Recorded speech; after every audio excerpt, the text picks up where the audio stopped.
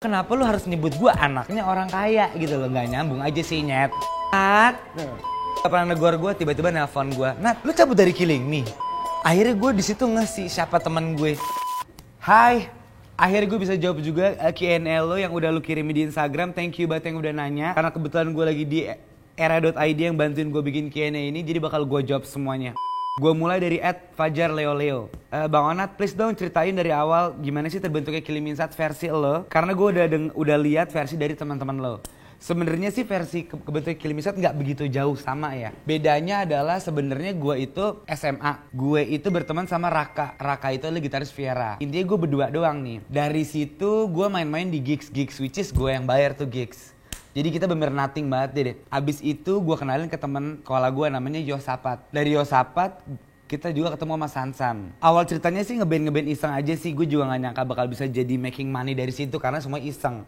Dan itu teman-teman SMA. Nah, sebenarnya dari awal tuh cuma ada gue sama Raka, sama Sansan, sama Yosapat. Karena sama Randy, sorry. Akhirnya entah gimana, Randy mutusin buat cabut karena dia mau fokus kuliah. Akhirnya tinggal gue berempat tuh. Gue, Raka, Sansan, Yosapat. Karena kebetulan Yosapat juga anak kuliah banget, jadi dia tuh gak pernah datang kalau manggung. Karena dia kuliah. Akhirnya yang fokus adalah gue, Raka, Sansan. Entah gimana caranya, akhirnya si Raka mutusin pindah buat ke Vieratel sama Kevin Aprilio. Karena kebetulan gue pacaran sama Widi juga, tadinya mau gantiin si Widi. Cuman ternyata Widi masuk ke Vieratel juga. Akhirnya di situ yang kesisa tinggal gue, Yosapat sama Sansan. Akhirnya entah gimana lagi, Sansan lebih memilih Piwi Gaskin. Tinggallah gue sama Yosapat berdua aja, nggak pernah ada siapa-siapa. Dari situ kita udah mulai masuk ke industri karena kita udah terkenal di gigs di indie. Akhirnya kita mulai masuk industri dan pertama kali gue tuh bikin soundtrack buat filmnya Rizal Mantovani. Jadi dari awal tuh cuma ada gue sama Yosapat. Karena Raka udah pindah ke Viera, Sansan udah pindah ke Piwi Gaskin. Itu awal. Akhirnya gue sama Yosapat mutusin buat bikin lagu bahasa Indonesia. Karena sebelumnya Killing Me kan metal total nih. Akhirnya karena bikin lagu bahasa Indonesia, dipakailah sama si Rizal Mantovani di lagu di soundtrack Air Terjun Pengantin. Akhirnya gue dikontrak label sama Emotion. Dan dari awal tuh cuma ada gue sama Yosapat aja sih. Abis itu masuk yang namanya Rudy. Bandnya dia tuh 13 kalau gak salah. Akhirnya kita bertiga masuk. Akhirnya tuh sampai sekarang deh. Oke, pertanyaan kedua datang dari Iqbal Julaika. Ini seru banget ya pertanyaannya. Nat, katanya lu sampai ngorbanin sekolah ya dan sempat ditentang keluarga lu. Sebenarnya jawabannya sih iya banget sih. Karena pada masa Killing Me Inside itu baru mau naik, itu gue juga lagi zamannya kuliah di Malaysia. Dan akhirnya gue mutusin buat all out di Killing Me Inside. Kenapa gue mutusin? Karena gue percaya banget karena pada masa itu Raka dan Santan sudah keluar, gue merasa gue komandonya aja sih. Karena kalau Yosapat itu kan kuliah ya, dia agak jarang ngurusin Killing Me Inside pada waktu itu. Jadi semua komando tuh ada di gue pas gue di Jakarta. Karena gue di Jakarta. Balik dari Malaysia, gue ke Jakarta lagi, meeting sama manajemen, akhirnya terbentuklah lagu yang single bersama si Rizal. Karena gue ngeliat ada peluang dan gue ngerasa sendirian. Karena kan Yosapat kuliah di Bandung ya, maksudnya dia tuh gak pernah ada. Even kalau misalnya manggung juga pakai additional gitaris dulu. Jadi pengorbanan gue sih agak cukup gede ya pada masa itu. Sampai gue ninggalin kuliah, which is sebenarnya ada salah juga sih ninggalin kuliah. Cuman karena gue suka banget musik dan gue percaya banget ini hidup gue, jadi ya I choose music man. Oke, next question which is yang ketiga. Menurut gue pertanyaan ini pertanyaan yang udah bertahun-tahun ditanyain orang dan menurut gue orang nggak tahu the truth kenapa gue keluar dari Killing Me ya. Pertanyaannya dari MH Pugiri _ Bang Onat, kenapa sih lo harus ngundurin diri dari Killing Me Inside sedangkan orang-orang tahu Killing Me Inside yang membawa nama lo sampai sekarang? Apa lo nggak ada niatan buat balik ke Killing Me Inside daripada mereka ganti-ganti vokalis mulu? First gue harus jelasin dulu kenapa gue ngundurin diri dari Killing Me Inside. Karena ini drama total banget nih dramanya. Jadi sebenarnya ceritanya gini, karena Killing Me Inside itu dari gua ABG ya, 18, 19, 20. Dan pas gue bikin single Biarlah itu pecahnya totalitas di umur 21, 22, 23, 24. Which is gue masih teenager, I'm lost, I did something bad. Gue bener-bener star syndrome lah bisa dibilang ya. Kenapa gue harus ngundurin diri dari Killing Me Inside nih ya? Ini penting banget nih. Karena gue juga udah nonton dari YouTube beberapa teman gue, dari Instagram orang. Sebenarnya gini sih ceritanya. Ceritanya itu adalah bukan kayaknya sih. Gue emang harus gue akuin pada umur segitu, saat Killing Me Inside manggungnya tiap hari, gue bandel banget sih. I party really hard, I did something bad, gue latihan suka telat, I do rockstar thing man, lo ngerti lah ya gak sih?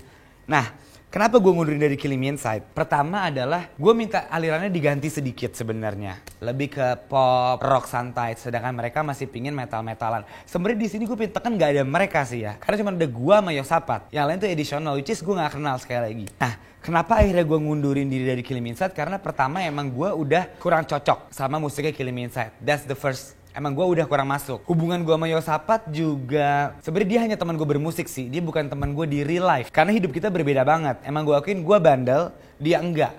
Karena kalau lu nonton sebelumnya ya dia kuliahan, belajar, sedangkan gue total di musik. Dia nggak pernah ada. Dia selalu kuliah. Jadi emang harus diakuin hubungan gue sama Yosapat tuh ini the truth ya. Abis manggung pulang, gue nggak pernah makan bareng, ngopi bareng. Jadi emang nggak akrab. Jadi keakraban itu hanya kepalsuan di YouTube atau di TV itu palsu man. Gue nggak akrab di real life. Nah kedua akhirnya kenapa gue mutusin mundur ya. Sebenarnya pas gue mundur itu harus gue akuin gue yang salah. Gue yang suka telat, gue yang bandel.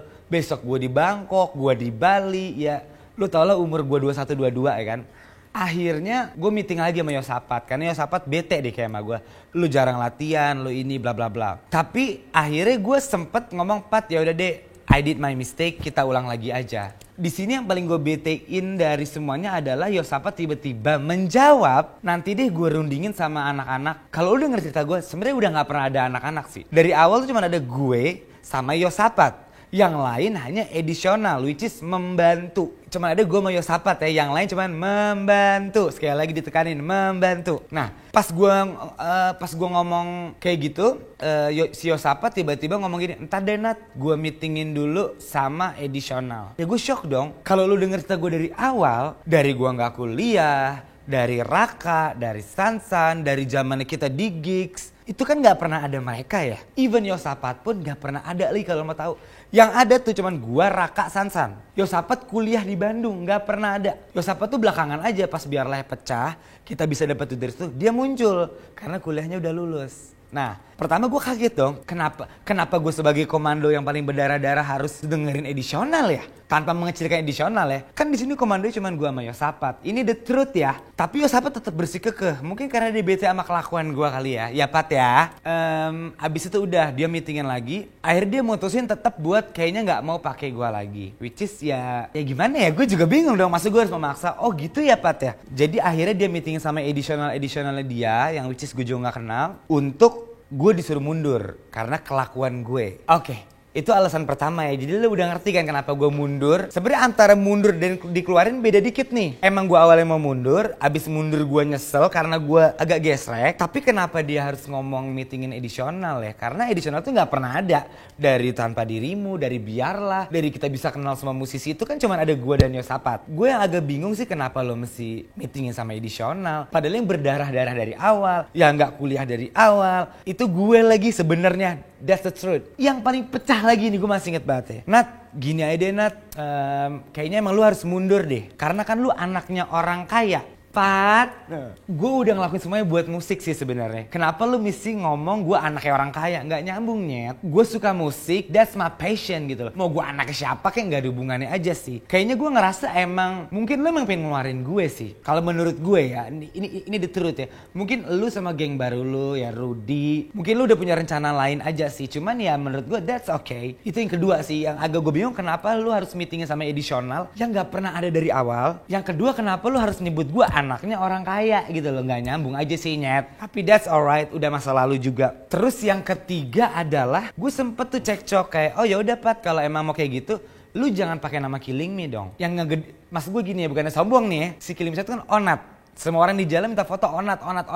Ya udah Pat, biar fair. Kalau lu lihat semua band kayak Noah deh. Sebelumnya namanya Peter Pan, ya nggak sih? 2 orang keluar dia ganti nama Noah. Tapi pas gue suruh lu ganti nama, lu ketakutan. Karena lu tahu kan, Killing Me tuh segede gitu, sebesar itu. Sampai lu takut juga ganti namanya. Padahal itu nama yang bikin gue juga. Lu takut Pat, ya gak sih? Bener dong gue. Tapi ya, gue ngerti sih perasaan lo. Kenapa lu takut? Karena emang Killing Me tuh gede banget. Makanya sebenarnya yang fair itu adalah saat gua keluar, lu ganti nama, entah namanya Killing, entah namanya Kolong, entah namanya terserah lu ya kan. Tapi ya udahlah, itu udah masa lalu. Ini no hard feeling banget ya. Ini gue jawab ini karena banyak banget pertanyaan dan menurut gue jawabannya rancu. Tapi kalau lo mau tahu, that's the truth lagi. Gue mundur karena emang gue agak gesrek, gue agak keluar. Tapi setelah gue bincang sama Yosapat lagi, jawaban Yosapat menurut gue sih agak pecah aja sih. Pertama, dia harus meeting sama edisional yang nggak pernah ada kontribusinya, Pat. Yang ada tuh cuman gue, Raka, Widi, itu lagi. Dan terutama gue sama lo doang lagi.